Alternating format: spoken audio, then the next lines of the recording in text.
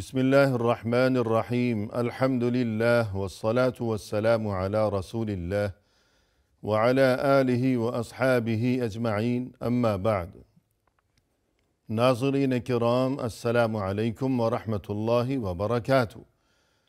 تفہیم دین کی اس بزم کے ہمراہ ہم آپ کی خدمت میں حاضر ہیں۔ آج کی اس ملاقات میں ہمارے ساتھ تشریف فرما ہے محترم مہمان جناب شیخ سرور عالم صاحب، جو کہ معروف علمی شخصیت ہیں۔ تو آئیے ناظرین پروگرام میں ان کا استقبال کیا جائے۔ السلام علیکم شیخ۔ السلام علیکم وبرکاتہ۔ ہماری بزم میں آپ تشریف لائے جو کہ یقیناً ہمارے لیے انتہائی باعث مسرت ہے، لہذا جزاکم اللہ خیرا۔ اللہ تعالیٰ اس پروگرام کو سب کے لیے مفید اور کارآمد بنائے، اور اللہ تعالیٰ توفیق دے کہ ہم صحیح بات اس کے اندر پیش کر سکیں۔ آمین یا ربی۔ ناظرین، اللہ عز و جل کی جانب سے حضرات انبیاء کرام علیہم السلام کو تمام دنیا انسانیت کے لیے رہبر و رہنما اور اسوہ حسنہ یعنی بہترین مثال بنا کر بھیجا گیا۔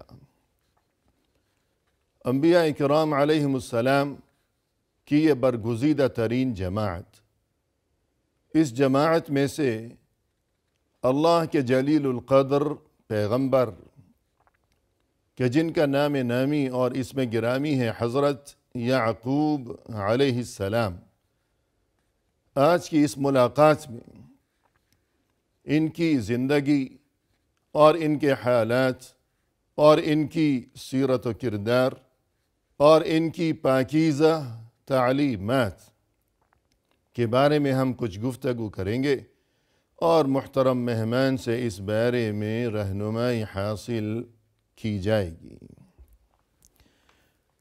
محترم ارشاد فرمائیے گا، ابتدا میں تو ہماری یہ خواہش ہوگی کہ ہم آپ سے یہ جان سکیں کہ قرآن کریم میں اللہ عز و جل کی جانب سے ہمیں یہ حکم دیا گیا ہے کہ انبیاء کرام علیہم السلام کی جو زندگی تھی اور جو ان کے حالات اور جو ان کی تعلیمات، ہم اس چیز کا اتباع کیا کریں اور اپنی اپنی زندگی میں ہم ہمیشہ ان کی پیروی کیا کریں۔ ارشاد فرمائیے گا۔ جی الحمدللہ والصلاۃ والسلام علی رسول اللہ۔ اللہ تعالیٰ نے قرآن مجید میں ارشاد فرمایا وَرَبُّكَ يَخْلُقُ مَا يَشَاءُ وَيَخْتَارُ، جی کہ اللہ تعالیٰ جو چاہتا ہے پیدا کرتا ہے اور جو چاہتا ہے منتخب کرتا ہے۔ صحیح ہے۔ اس آیت کے اندر ہم اور آپ اگر غور و فکر کریں تو ہمیں اس کی تصدیق زمانے کے اندر یعنی اوقات کے اندر بھی ملے گی، جی احوال کے اندر بھی ملے گی، اشخاص اور ذوات کے اندر بھی ملے گی، مقامات اور جگہوں کے اندر بھی ملے گی۔ جی یہ چیز ہر جگہ موجود ہے، اور اللہ تعالیٰ نے مثال کے طور پر اللہ تعالیٰ نے کچھ اوقات کو منتخب فرمایا صحیح اور دوسرے اوقات سے اس کو افضل بنایا، جیسے کہ رمضان کا مہینہ ہے جی، یا ذوالحجہ کے 10 دن ہیں یا جمعہ کا دن جمعہ کا دن ہے، اس طرح سے اوقات میں بعض اوقات کو فضیلت دی ہوئی ہے۔ صحیح، حالانکہ تمام اوقات، تمام دن، تمام ہفتے، تمام مہینے خود اللہ ہی کے پیدا اللہ ہی فرمودہ ہیں۔ جی، اسی طرح سے اللہ تعالیٰ نے کچھ حالتیں اور احوال پر ان حالتوں کو مقدم کیا اور انہیں فضیلت دی ہے۔ صحیح، مثال کے طور پر اللہ کے رسول صلی اللہ علیہ وسلم نے فرمایا کہ انسان جب سجدے کی حالت میں ہوتا ہے تو وہ رب سے سب سے زیادہ قریب ہوتا ہے۔ سبحان اللہ۔ یہ سجدے کی جو حالت ہے یہ اور تمام حالتوں سے بہت ہی زیادہ افضل ہے، جی کیونکہ بندہ سجدے کی حالت میں اپنے رب سے سب سے زیادہ قریب ہوتا ہے، تو جو قرب الہی کا حال ہوا یا حالت ہوئی وہ سب سے بہترین ہوگی۔ کہ اپنے جسم کا جو افضل ترین حصہ ہے یعنی چہرہ اور پیشانی بالخصوص، جی تو افضل ترین حصے کو جس قدر نیچے جھکانا ممکن تھا اس نے جھکا دیا، جی بالکل، اور مزید نیچے جھکانا اور تواضع اللہ کے سامنے اور وہ ممکن ہی نہیں ہے، انتہا کو پہنچ چکا ہے۔ صحیح ہے۔ اسی طرح سے جگہ اور مقامات کے اندر بھی اللہ تعالیٰ نے جی فضیلت اور فوقیت دی ہے ایک دوسرے کو. مثال کے طور پر مکہ اور مدینہ اور مسجد اقصیٰ کو جو فضیلت ہے کسی اور جگہ کو نہیں ہے. اللہ تعالیٰ نے اسی طرح سے ذوات اور اشخاص اور کے پھر اندر اسی طرح باقی تمام جو مساجد ہیں، باقی تمام مقامات کی بنسبت جی ہر مسجد کو فضیلت حاصل ہے. صحیح ہے. جی ہاں. اسی طرح سے ذوات اور اشخاص میں بھی اللہ تعالیٰ نے فضیلت کا یہ معاملہ رکھا ہوا ہے جی کہ انبیاء کی جماعت اور تمام جو انسانی نسل ہے صحیح ہے. ان کے اندر انبیاء اور رسل سب سے بہترین لوگ ہیں، سب سے منتخب اور برگزیدہ ہیں. صحیح ہے. اور اللہ تعالیٰ نے انبیاء اور رسل کی جماعت کو اس لیے منتخب فرمایا ہے تاکہ وہ تمام انسانوں کے لیے اسوہ اور آئیڈیل بنے اور نمونہ سب کے لیے بنے، تاکہ ان کی زندگی کو دیکھ کر کے تمام لوگ اپنی زندگی کو سنواریں اور انہی کے مطابق زندگی بسر کریں. جی جزاکم اللہ خیرہ. تو یہ اللہ کے جلیل القدر پیغمبر یعقوب علیہ السلام، تو ان کے بارے میں ان کا خاندان اور یہ کہ یہ کریم ابن الکریم جی تو یہ کس طرح تھا ارشاد وہ فرمائیے. اس طرح سے کہ ان کے باپ یعقوب علیہ السلام کے باپ اسحاق جو ہے نبی تھے. اسی طرح سے ان کے دادا جو اسحاق کے باپ تھے ابراہیم علیہ السلام، یہ بھی نبی تھے صحیح. اور یہ خود بھی نبی تھے. اور یہ خود بھی نبی تھے. صحیح ہے. تو اس طرح سے ان کا جو قبیلہ تھا، جو خاندان تھا، جی وہ نبیوں کا خاندان تھا. سبحان اللہ. جیسے کہتے ہیں کہ ای خانہ ہمہ آفتاب است، جی بالکل. کہ سبھی اللہ کے برگزیدہ ترین، اور یہ کہ یہ خود بھی نبی یعقوب علیہ السلام، ان کے والد اسحاق علیہ السلام وہ بھی نبی، پھر ان کے والد یعنی یعقوب علیہ السلام کے دادا ابراہیم علیہ السلام وہ تو ابو الانبیاء جی اور امام الحنفاء. جی. تو بہت بڑا مقام و مرتبہ اور بہت بڑی شان تھی، اللہ کی طرف سے اور پھر عنایت اس کے بعد یہ کہ ان کے بیٹے بھی نبی یوسف علیہ السلام جی بالکل بعد میں سبحان اللہ. اور پورا ایک سلسلہ تھا اس کے بعد. سلسلہ تھا. جی بالکل. تو یہ یعقوب علیہ السلام، یہاں تک کہ خود قرآن کریم میں ان کے خاندان کے بارے میں فرمایا کہ وَإِنَّهُمْ عِنْدَنَا لَمِنَ الْمُصْطَفَيْنَ الْأَخْيَارِ، بالکل. اللہ کی طرف سے یہ گواہی دی گئی. تو اس بارے میں فرمائیے گا اس آیت کا کیا مطلب ہے؟ بلکہ اس آیت میں اس سے پہلے جو اللہ تعالیٰ نے فرمایا وَاذْكُرْ عِبَادَنَا، صحیح ہے. ابراہیم ابراہیم واسحاق ویعقوب اولی اولی الایدی الایدی والابصار. جی اس آیت کے اندر اللہ تعالیٰ نے فرمایا کہ تم یاد کرو ہمارے بندوں ابراہیم اور اسماعیل اور اسحاق کو. جی اولی الایدی والابصار، جو کہ ہاتھ والے اور آنکھ والے تھے. جی یعنی یہاں پر سمجھنے کی بات یہ ہے کہ ہاتھ اور آنکھ والے تو جتنے بھی انسان ہوتے ہیں سب ہوتے ہیں، لیکن اللہ تعالیٰ نے خاص طور سے یہاں پر ذکر کیا ہے ان انبیاء کے بارے میں کہ ہاتھوں والے اور آنکھوں والے کیا تھے. تو جیسا کہ بعض مفسرین نے کہا ہے کہ اولی الایدی والابصار سے مراد یہ ہے کہ یہ حق کی تنفیذ میں اور حق کو نافذ کرنے میں، اس پر عمل کرنے میں اور عمل کروانے میں بہت ہی طاقتور تھے. سبحان اللہ. اور اولی الابصار کا مطلب یہ ہوا کہ علم و بصیرت والے تھے. اللہ تعالیٰ نے ان کو علم و بصیرت سے بھی نوازا تھا. جی آج ہم دیکھتے ہیں اپنے معاشرے کے اندر کہ بہت سارے لوگ ایسے ہوتے ہیں کہ جو نہ علم و بصیرت ان کو ہوتی ہے، صحیح. یعنی علم و بصیرت سے بھی محروم ہوتے ہیں.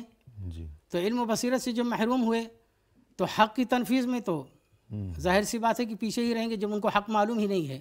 پہلے علم ہونا چاہیے اس کے بعد عمل. جی اور بہت سے ایسے بھی ہیں کہ علم و بصیرت ان کے پاس ہے لیکن حق کے اوپر نہ عمل کر پاتے ہیں اور نہ اس کے اوپر عمل کروا پاتے ہیں. صحیح. جی جزاکم اللہ خیر. تو یہ یعقوب علیہ السلام کی سیرت اور حالات کا اگر ہم جائزہ لیتے ہیں، مطالعہ کرتے ہیں، تو پہلی بات تو ہمیں یہ نظر آتی ہے کہ انہوں نے ہمیشہ یہ کوشش کی اپنے بیٹوں کے بارے میں اور اپنی اولاد کے بارے میں کہ ان کے دلوں میں جو توحید کی تعلیم ہے اور اللہ کا جو دین برحق ہے اس کی تعلیمات کو زیادہ سے زیادہ راسخ کر دیا جائے.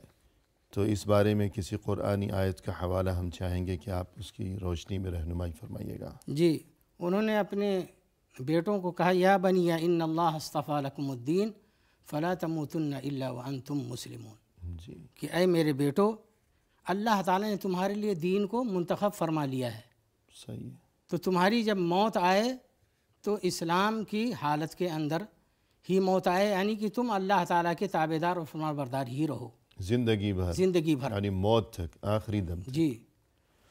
تو سبحان اللہ. یعنی ان کی یہ جو وصیت یا نصیحت تھی اپنے بیٹوں کے لیے، تو گویا یہ اس قدر خلوص پر مبنی تھی، اور یہ دل سوزی کے ساتھ وہ اپنے بچوں کو یہ وصیت اور نصیحت کرتے رہے کہ اس چیز کو اللہ کی طرف سے قرآن کریم میں ہمیشہ کے لیے ذکر کر دیا گیا کہ اللہ کو ان کا یہ انداز اور ان کی یہ بات اور ان کی یہ تعلیم اور ان کی یہ ہدایت و نصیحت اس قدر پسند آئی. جی بالکل. کہ قرآن میں اس چیز کو ذکر کر کے اہل ایمان کے لیے تا قیامت گویا اس چیز کو ایک روشن مثال اور ایک قابل تقلید طریقہ اور نمونہ قرار دے دیا گیا. اور کیوں نہ ہو، اس لیے کہ یہ جو فرمایا کہ ان اللہ اصطفیٰ لکم الدین فلا تموتن الا وانتم مسلمون، گویا کہ انہوں نے اپنی اولاد کو، اپنے بیٹوں کو توحید کی طرف دعوت دی. جی. اور یہ توحید اللہ تعالیٰ کا حق ہے بندوں کے اوپر، بالکل، اور سب سے عظیم اور سب سے بڑا حق ہے.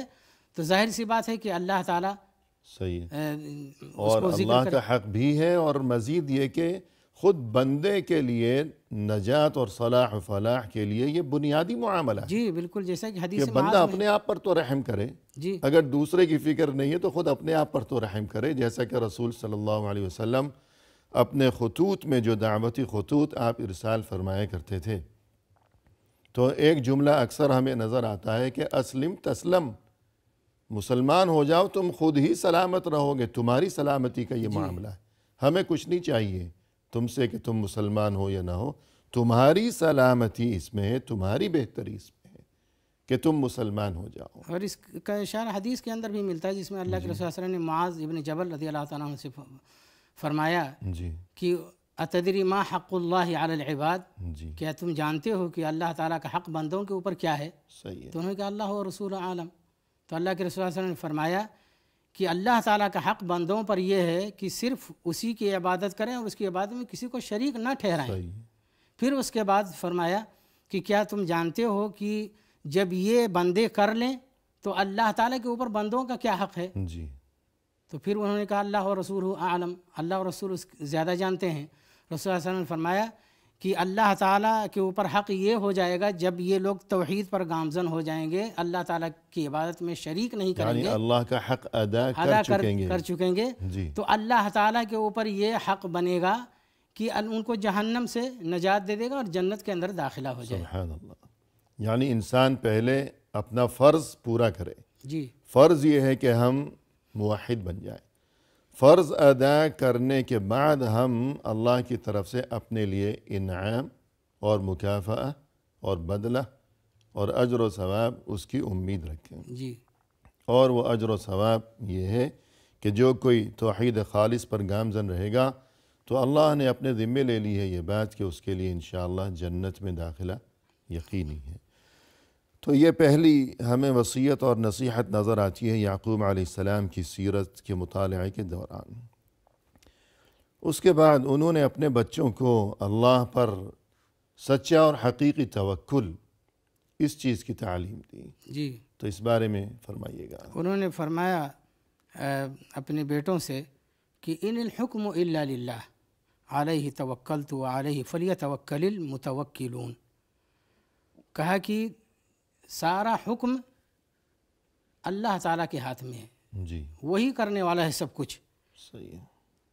ان الحکم الا للہ علیہ توکلت، اسی کے اوپر میں نے بھروسہ کیا، وعلیہ فلیتوکل المتوکلون، اور بھروسہ کرنے والوں کو اسی پر بھروسہ کرنا بھی چاہیے. جی. تو یہ تعلیم اپنے بیٹوں کو انہوں نے دی کہ توکل ہو، بھروسہ ہو تو صرف اللہ تعالیٰ کے اوپر ہو. جی. یہ ہر کامیابی کی کنجی ہے. جی. وَمَن يَتَوَكَّلْ عَلَى اللَّهِ فَهُوَ حَسْبُهُ. تو یہ آیت جو ہے اور مزید توکل کے حوالے سے کچھ باتیں انشاءاللہ آپ کی زبانی سنیں گے ہم.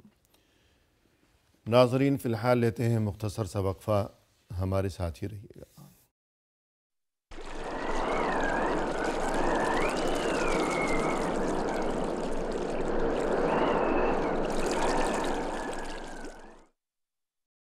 ناظرین کرام، وقفے کے بعد ہم حاضر خدمت ہیں. تو آئیے سلسلہ گفتگو کو آگے بڑھایا جائے اپنے محترم مہمان کی زبانی.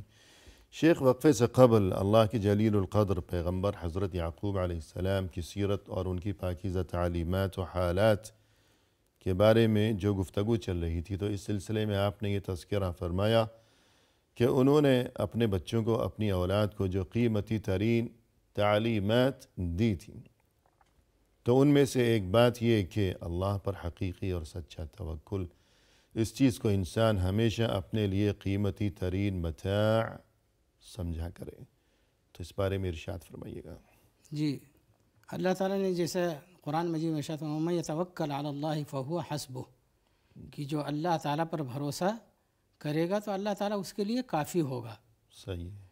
اور اللہ کے رسول صلی اللہ علیہ وسلم حدیث یعنی انسان کو دل کی گہرائیوں سے ذرا اس بات کے بارے میں مراقبہ اور غور کرنا چاہیے جی کہ اللہ جو احکم الحاکمین، بادشاہوں کا بادشاہ، اور یہ کہ زمین و آسمان اور تمام کائنات کا جو خالق و مالک ہے، ہماری زندگی، ہماری موت، اور یہ کہ ہمارا رزق، سبھی کچھ اسی کے قبضے میں ہے، تو جب وہ اللہ یہ کہہ رہا ہے کہ اللہ پر بھروسہ کر لو تو بہت کافی ہو جائے گا۔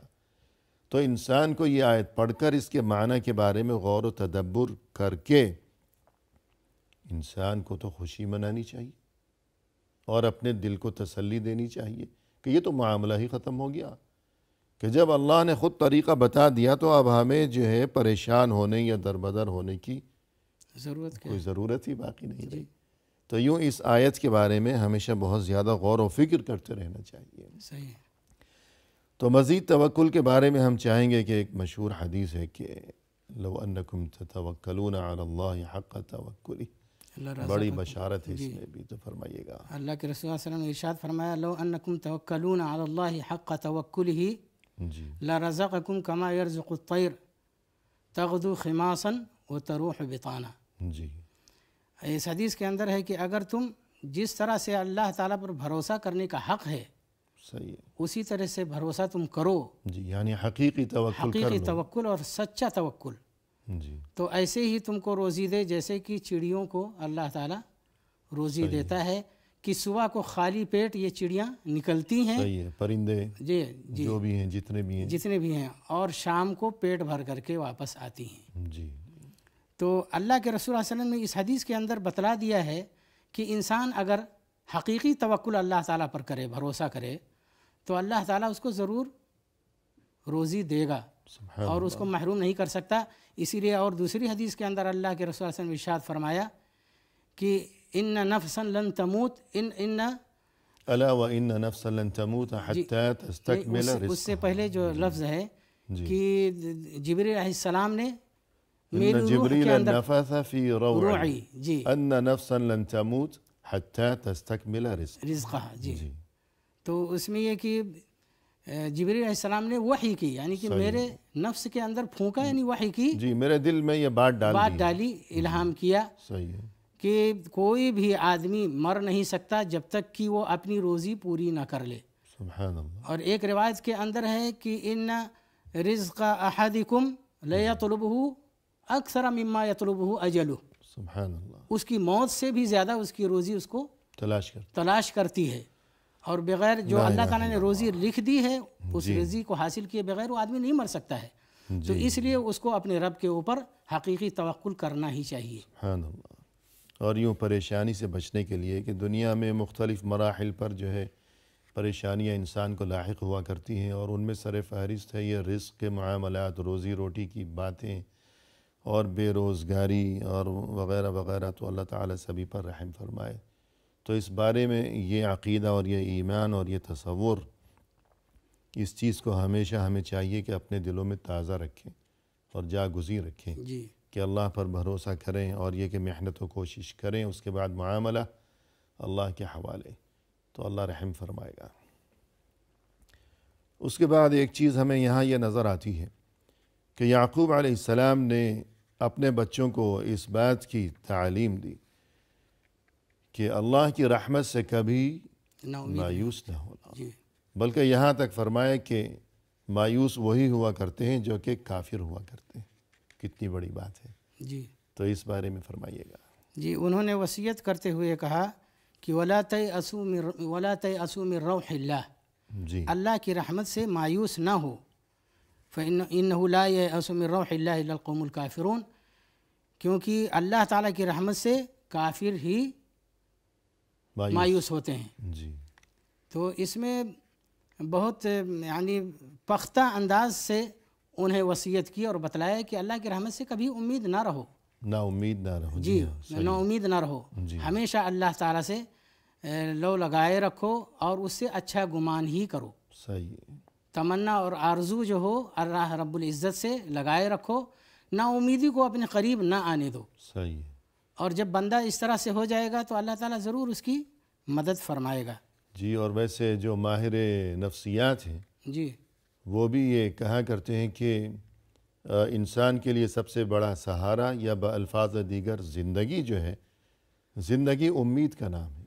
جی زندگی با امید قائم است، کہ جب تک امید بندھی ہوئی ہے تو گویا انسان کا حوصلہ جو ہے وہ مضبوط ہے اور انسان زندہ ہے. لیکن اگر امید ٹوٹ گئی خدا نخواستہ تو گویا پھر انسان اس کے بعد ایک چلتا پھرتا لاش ہو جاتا ہے. لاشا ہے. جی تو یوں زندگی میں جو ہے آخری دم تک، آخری سانس تک یہ امید کو انسان ٹوٹنے نہ دے کہ اللہ سے اچھا گمان، اچھی امید. بلکہ حدیث قدسی بھی ہے کہ انا عند حسن ظن عبدی بی. تو اس بارے میں کچھ فرمائیے گا. اللہ تعالیٰ نے، یہ حدیث قدسی ہے کہ اللہ تعالیٰ نے ارشاد فرمایا کہ میں اپنے بندے کے گمان کے پاس ہوں. صحیح. یعنی فل یظن بی ما شاء، آخر میں یہ بھی ہے کہ میرے ساتھ جو چاہے وہ گمان کرے. یعنی اس کا مطلب یہ ہو کہ اگر اچھا گمان رکھتا ہے تو اللہ تعالیٰ اس کے ساتھ اچھا ہی کرے گا، جی اگر برا گمان رکھتا ہے تو برا ہی ہوگا. یعنی اللہ نے خود فرما دیا جی کہ میں تمہارے اپنے گمان کے مطابق ہوں. میرے بارے میں یعنی اللہ کے بارے میں تم جو گمان رکھو گے مجھے ویسا ہی پاؤ گے. تو یہ تو بہت بڑی بات ہے جی اور بڑا نازک معاملہ ہے. تو اللہ سے جو جیسی امید رکھے گا واقعی اس کے ساتھ زندگی میں ویسا ہو جائے گا. تو اس لیے ہمیشہ اچھی امید اور اچھا گمان ہی رکھنا چاہیے. یہی چیز ہمیں یعقوب علیہ السلام کی اس تعلیم اور اس وصیت میں واضح نظر آتی ہے.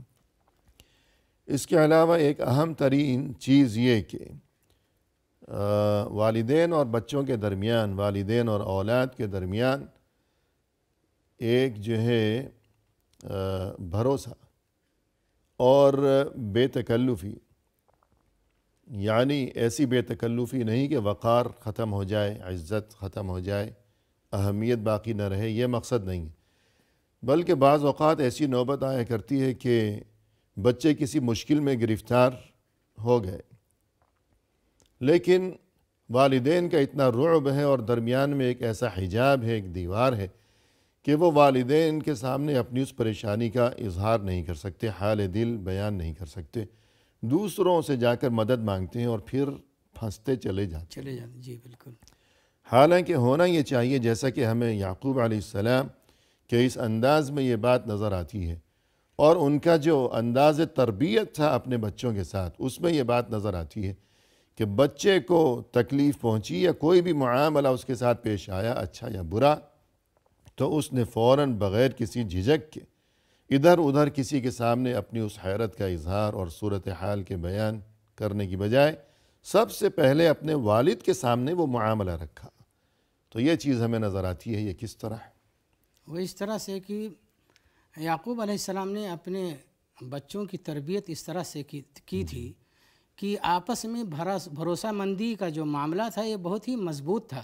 صحیح. یوسف علیہ السلام نے جب خواب دیکھا، اور قرآن مجید میں اسے بیان ہوا ہے کہ انہوں نے خواب دیکھا، تو سب سے پہلے اپنے دل کے قریب جس کو پایا وہ ان کے والد صاحب تھے، یعقوب علیہ السلام. جی یعنی ادھر ادھر کسی اور کو نہیں بتایا. جی بالکل. اور یہ ان کی جو ہے ذکاوت اور ہوش مندی اور عقل مندی پر بھی بات دلالت کرتی ہے. صحیح ہے. خود یوسف علیہ السلام کی دانش مندی، جی سمجھ، فہم و فراست، اور حالانکہ اس وقت وہ بہت چھوٹے تھے. مزید یہ کہ ان کے والد یعقوب علیہ السلام نے تربیت اسی طرح کی تھی کہ بچہ بغیر جھجک اپنی ہر بات والد کے سامنے بیان کر سکے. صحیح ہے.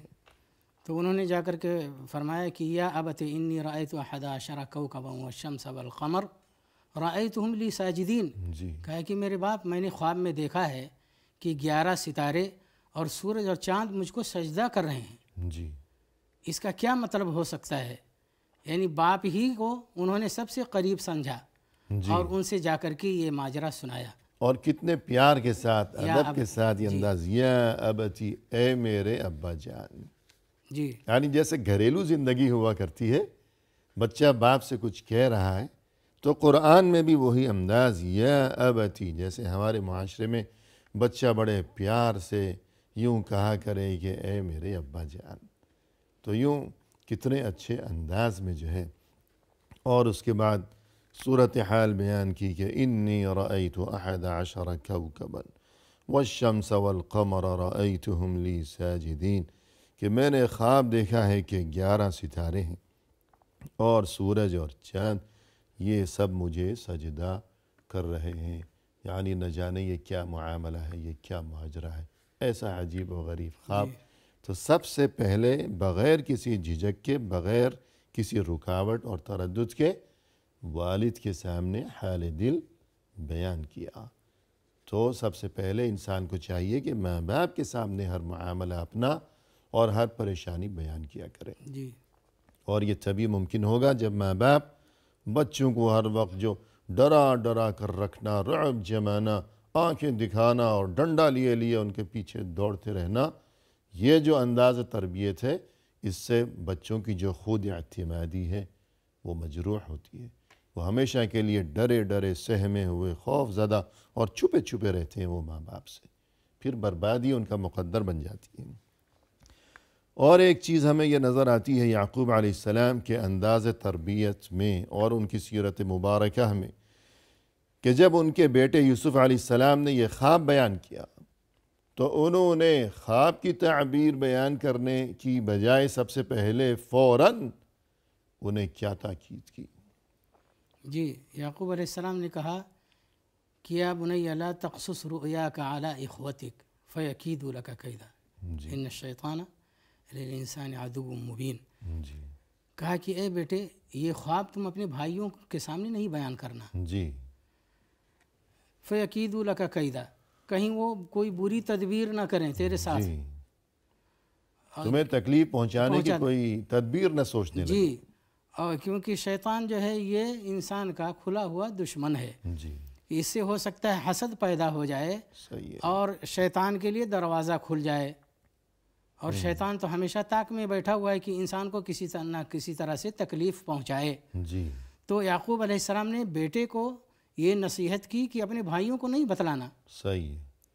تاکہ اس طرح سے جی ہاں، یعنی یہ جو حسد ہے جی یہ یہاں تک کہ بھائیوں میں بھی آپ اس میں یہ چیز پیدا ہو سکتی ہے۔ بالکل، اور ہوتی ہے۔ جی ہاں، ہاں تو اس کے بعد جو ہے وہ تکلیف پہنچانے کے لیے کوئی سازشیں سوچیں گے۔ پھر یہ نہیں فرمایا کہ کہ یہ قصور جو ہے تمہارے بھائیوں کا، بلکہ قصور شیطان کا۔ جی بھائیوں پر ملامت نہیں کی کہ ایسا نہ ہو یوسف علیہ السلام کے دل میں بھائیوں کے خلاف باپ کی طرف سے نفرت کے بیج بوئے جانے کا کوئی معاملہ ہو کہ باپ خود نفرتوں کے بیج بو رہا ہے جی جی بالکل۔ اپنے بچوں کے دلوں میں بھائیوں کے خلاف، بلکہ یہ الزام اس کی نسبت شیطان کی طرف کی کہ شیطان ایسا کرے گا کہ نفرتیں پھیلائے گا، تمہارے دلوں میں نفرتوں کے بیج بوئے گا۔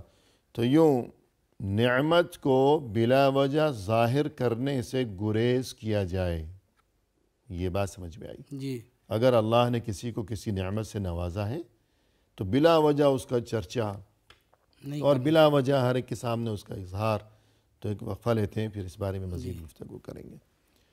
ناظرین کرام، فی الحال ایک مختصر سا وقفہ اور اس کے بعد ہم پھر حاضر ہوں گے۔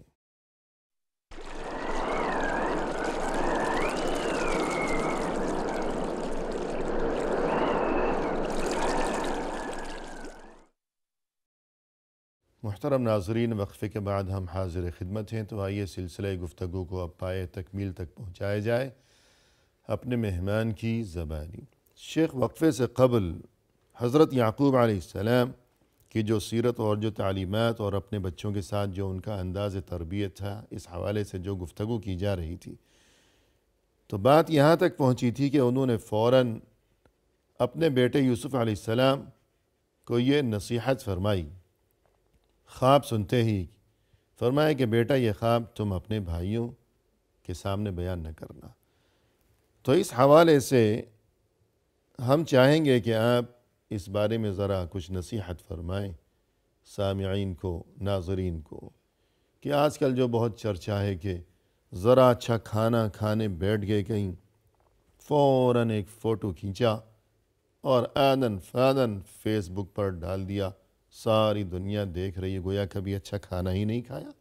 جی کوئی اچھی گاڑی میں بیٹھ گئے، فوٹو کھینچا اور ڈال دیا، تو نتیجہ پھر کیا ہوتا ہے کہ بعض اوقات جو ہے خبر آتی ہے کہ بھئی وہ تو بیمار پڑ گیا، اس کا پیٹ خراب ہو گیا، جو اچھے کھانے کی تصویر جس نے شیئر کی تھی، نئی گاڑی کی تصویر جس نے ڈالی تھی، پتہ چلا ایکسیڈنٹ ہو گیا۔ جی تو اس بارے میں آپ کیا نصیحت فرمائیں گے جی تو کہ یہ بچگانہ حرکت ہے؟ جی یہ بالکل غلط حرکت ہے، اور انسان کو اللہ تعالیٰ نے اگر کوئی نعمت دی ہے تو اس کو زیادہ سے زیادہ راز میں رکھے، صحیح ہے، اس کا اظہار اس طرح سے نہ کرے، کیونکہ اللہ کے رسول صلی اللہ علیہ وسلم کی حدیث ہے کہ استعینوا علی انجاح الحوائج بالکتمان جی فإن كل ذی نعمت محسود، جی، کہ جو ضرورتوں کے کامیابی کے لیے تم رازداری سے کام لو۔ صحیح ہے، یعنی بالخصوص اگر انسان کو اندازہ ہو کہ مجھے ایک نعمت ابھی ملنے والی ہے جی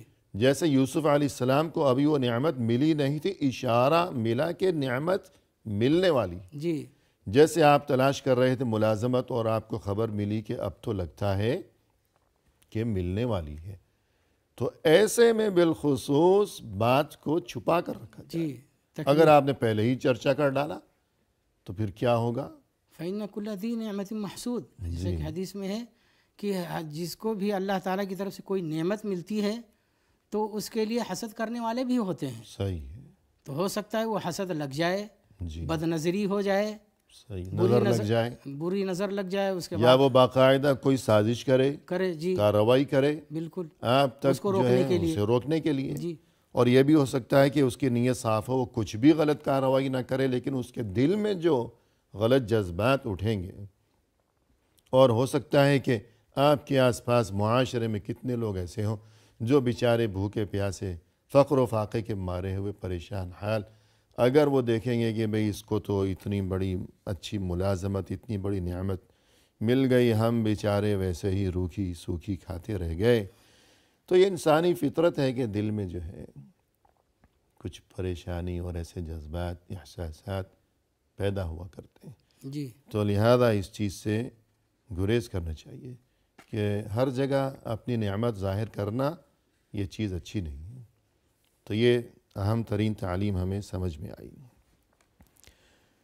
اور اس کے بعد مزید آگے یہ کہ یعقوب علیہ السلام نے اپنے بچوں کو، ان بیٹوں کو جب دوبارہ روانہ کیا وہاں مصر کی جانب، اور وہ قصہ بہت مفصل ہے، تو کس بات کی نصیحت کی کہ وہاں داخل ہوتے وقت کس چیز کا خیال رکھیں، کس چیز کا خیال رکھنا، اور تمہاری کیا کیفیت ہونی چاہیے، اور وجہ کیا ہے، کیوں، جی تو اس بارے میں فرمائیے گا۔ تو یعقوب علیہ السلام نے ان کو جب سفر میں رخصت کیا جی تو یہ کہا کہ میرے بیٹو، تم جب مصر میں داخل ہونا تو ایک ہی راستے سے، ایک ہی دروازے سے مت داخل ہونا، جی مختلف دروازوں کو استعمال کرنا، کوئی بیٹا کوئی جو ہے دوسرے دروازے سے، کوئی دوسرے دروازے سے، کوئی دوسرے دروازے سے، صحیح، جیسا کہ قرآن مجید میں آیا کہ وقال یا بنی لا تدخلوا من باب واحد وادخلوا من ابواب متفرقہ، ایک دروازے سے داخل نہیں ہونا بلکہ مختلف الگ الگ دروازوں سے داخل ہونا، جی اس لیے کہ یعقوب علیہ السلام کے جو بیٹے تھے بہت ہی زیادہ خوبصورت تھے جی، اور بہت ہی اچھی شکل و صورت والے تھے، انتہائی حسین و انتہائی جمیل، حسین و جمیل تھے، جب یوسف علیہ السلام کا حسن معروف ہے جی کہ تمام بنی آدم میں اس قدر حسین ترین انسان جی جی کہ تمام حسن ایک جانب، یوسف علیہ السلام کا حسن ایک جانب، جانب، تو پھر ظاہر ہے کہ یہ باقی ان کے 11 بھائی وہ یہ بھی انہی کے بھائی تھے، جی ایک تو اس قدر حسین و جمیل اور خوبصورت ترین، پھر جوان ماشاءاللہ، پھر ایک دو نہیں بلکہ 11، تو جب پورا مجمع بنا کر کے صحیح، کسی دروازے سے داخل ہوں گے تو ہو سکتا ہے سارے لوگوں کی نظریں ان کی طرف اٹھ جائیں اور بالکل یقینی تھا بالکل کہ لوگوں کی نظریں ان کی طرف اٹھ جائیں گی. جب پورا ایک مجمع ہی اتنا خوبصورت ہو صحیح ہے تو خواہ مخواہ ان کی طرف نظریں اٹھیں گی اور اس میں حسد کرنے والے بھی ہوں گے تو بری نظر لگ سکتی ہے, ان کو نقصان پہنچ سکتا ہے. جی تو انہوں نے یہ نصیحت اس لیے کی تاکہ بری نظروں سے بچ جائیں. اور یہ بری نظر اور حسد کے بارے میں دوبارہ یہ یاد دہانی ہو جائے کہ یہ مقصد نہیں ہے کہ جس کی نظر لگ گئی تو ہم یہ سوچا کریں کہ یہ ہمارا بدخواہ ہے. جی یہ ضروری نہیں ہے, ضروری نہیں, بلکہ کسی خیرخواہ کی بھی بلکہ کہتے ہیں کہ اپنی بھی لگ جاتی اپنی بھی لگ جاتی ہے, اپنی اولاد کو لگ جاتی ہے صحیح اپنی. ہے. اسی لیے ماشاءاللہ کہنا چاہیے. اسی لیے اللہ کے رسول صلی اللہ علیہ وسلم نے فرمایا کہ جب کوئی چیز دیکھو اور تم کو وہ چیز پسند آئے جی تو اللہ تعالیٰ کا ذکر کو ماشاءاللہ کہہ دو, الحمدللہ کہہ دو. جی جی تو اللہ تعالیٰ کا نام لے لو گے تو پھر بدنظری نہیں ہوگی. صحیح ہے. اور یہ بدنظری لگنا جیسے کہ آپ نے کہا کہ کوئی عیب کی بات نہیں ہے, ہو سکتا ہے, کسی سے بھی ہو سکتا ہے. جی جیسا کہ حدیث کے اندر آیا ہے کہ ایک صحابی تھے, بہت خوبصورت تھے. جی وہ گئے کہیں پر چشمے کے پاس نہانے کے لیے. انہوں نے کپڑا جب اتارا اپنے بدن سے جی تو ماشاءاللہ ان کا جسم بہت ہی خوبصورت تھا. جی تو دوسرے صحابی نے دیکھ کر کے کہا کہ یہ دیکھو کہ اس کا جسم, اس کی چمڑی کتنی خوبصورت ہے, تو نوجوان لڑکیوں کی طرح سے.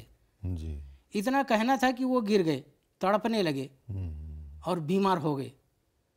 تو اللہ کے رسول صلی اللہ علیہ وسلم کو خبر ملی تو رسول اللہ صلی اللہ علیہ وسلم آئے تو اس کے بعد احوال پوچھا کہ کیسے کیا معاملہ ہوا. لوگوں نے بتلایا کہ ایسا ایسا ہوا. تو کہا کہ بما یقتل احدکم اخاہ, کہ اپنے بھائی کو کس وجہ سے کوئی قتل کرتا ہے, مارتا ہے اس کو, اس کی جان لیتا ہے. یعنی ایسی بات نہیں کرنی الا برکت علیہ, جی اس پر برکت کی دعا کیوں نہیں کی, ماشاءاللہ کہہ دیتے. سبحان اللہ. جی سبحان اللہ. تو یوں الغرض اس بارے میں احتیاط کی بہت ضرورت ہے, اور بالخصوص اس وجہ سے بھی کہ یہ چیز انسان کے اختیار میں نہیں ہے. جی کوئی چیز اچھی لگ گئی تو اس پر اختیار نہیں ہے انسان کو, لہذا ماشاءاللہ کہنا چاہیے. اور خود وہ انسان جس کو اللہ نے اس نعمت سے نوازا ہے تو اسے اسباب کو اختیار کرنا چاہیے کہ انسان نظر سے بچ سکے. مثلا یہ 11 تھے, خوبصورت تھے, تو ان کے والد نے فرمایا کہ الگ الگ داخل ہونا, ایک دروازے سے داخل نہ ہونا, اور ساتھ یہ بھی فرما دیا کہ یہ تو صرف ہماری طرف سے ایک احتیاطی تدبیر ہے. اس کے بعد یہ کہ ان الحکم الا للہ, ہوگا وہی جو اللہ کی مرضی, یعنی ہم یہ تدبیر اختیار کر لیں, اس کے بعد معاملہ اللہ کے حوالے, اللہ پر توکل کیے رکھنا. اور ایک چیز ہمیں یعقوب علیہ السلام کی سیرت میں یہ نظر آتی ہے کہ انہوں نے اپنے بچوں کے بارے میں جو ان کی تعلیم یا بچوں کی طرف سے جو غلطیاں سرزد ہوئیں, تو ان غلطیوں کی اصلاح انہوں نے بڑی ہی حکمت و دانش اور صبر کا مظاہرہ کیا اس موقع پر. تو اس بارے میں کچھ فرمائیے گا.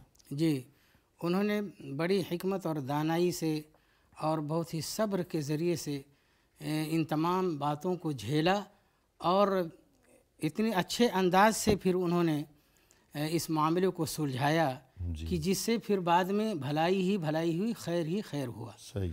آج کل ہمارے معاشرے کے اندر ہوتا ہے کہ والدین کہ کئی ایک بیٹے بیٹیاں ہوتی ہیں, آپس میں جھگڑا ہو گیا, لڑائی ہو گئی, تو کبھی یہ ہوتا ہے کہ ایک پارٹی کے اندر وہ ہو جاتے ہیں والدین. صحیح ہے. کچھ بچوں کے ساتھ ہو گئے اور کچھ بچوں کو چھوڑ دیا, ان کے ساتھ ہی ہو کر کے وہ 2 پارٹی بنا لی. جی. اور جو مخالف پارٹی ہے اس کے ساتھ جو ہے لعن طعن اور اس کو برائی, اس کی برائی کرنا, اس کو بد دعا دینا, یہی سب کرتے رہتے ہیں. یعنی خود ہی ایک بٹوارہ کر دیتے ہیں. تو اس یعقوب علیہ السلام کے اس عمل کے اندر ہمارے لیے نمونہ ہے جی کہ باپ کو بہت ہی حکیم ہونا چاہیے, حکمت اور دانائی والا ہونا چاہیے, اور معاملے کو سلجھانا چاہیے. سلجھانے کی بجائے اس کو اور زیادہ پھنسانا نہیں چاہیے. صحیح بات ہے. اور ان سے جو بھی غلطی ہوئی تو ہمیشہ یہی فرمایا کہ شیطان نے تم کو ورغلایا, بالکل, شیطان نے تم کو بہکایا, گمراہ کر دیا. یعنی براہ راست انہیں ملامت کرنے اور انہیں ملزم ٹھہرانے کی بجائے الزام شیطان پر. جی بالکل. تو یہ چیز جو ہے اس میں ہمارے لیے بہت بڑا صبر ہے, بالخصوص اولاد کی تربیت کے حوالے سے, کہ سختی.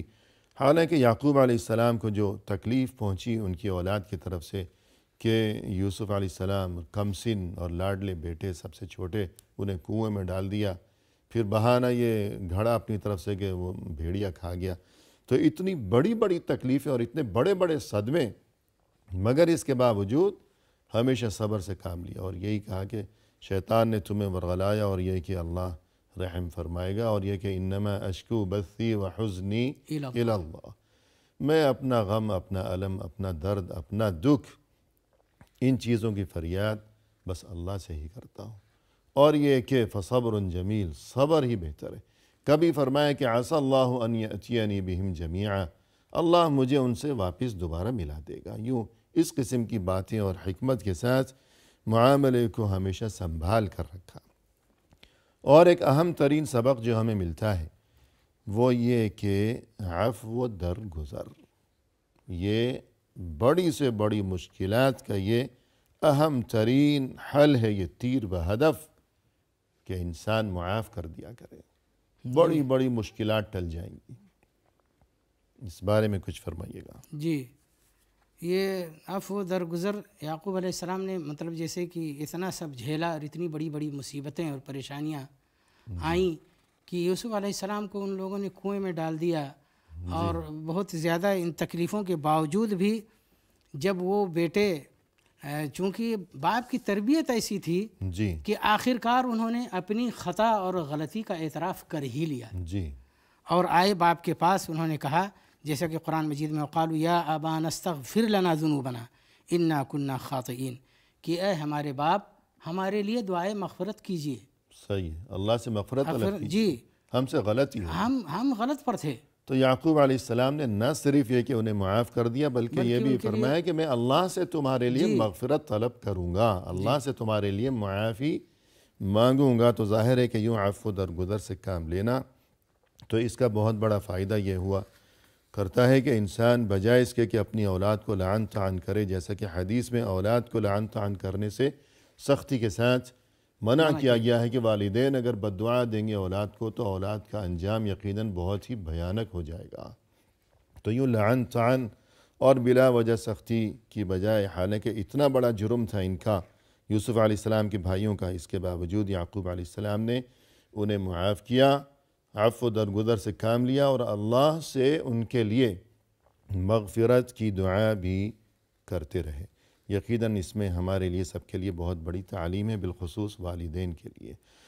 پروگرام کے اختتام پر تہہ دل سے ہم آپ کا شکریہ ادا کرتے ہیں کہ آپ تشریف لائے اور آپ نے نہایت عمدہ انداز میں رہنمائی فرمائی۔ جزاکم اللہ خیرا۔ اللہ یجزیکم خیر۔ آمین یا رب۔ اور اسی کے ساتھ ناظرین کرام، اختتامی موقع پر تہہ دل سے ہم آپ کے بھی شکر گزار ہیں کہ آپ نے ہمارا یہ پروگرام دیکھا، اور اس دعا کے ساتھ کہ اللہ تعالی ہمیں یہ برگزیدہ ترین ہستیاں، ہمیں ان کے حالات سے، ان کی تعلیمات سے مستفید اور مستفیض ہونے کی توفیق عطا فرمائیں، اور دنیا و آخرت کی ہر خیر و خوبی سے اللہ تعالی ہم سبھی کو نوازیں۔ ہمیں دیجیے اجازت اللہ کے حوالے۔ وآخر دعوانا ان الحمد للہ رب العالمین۔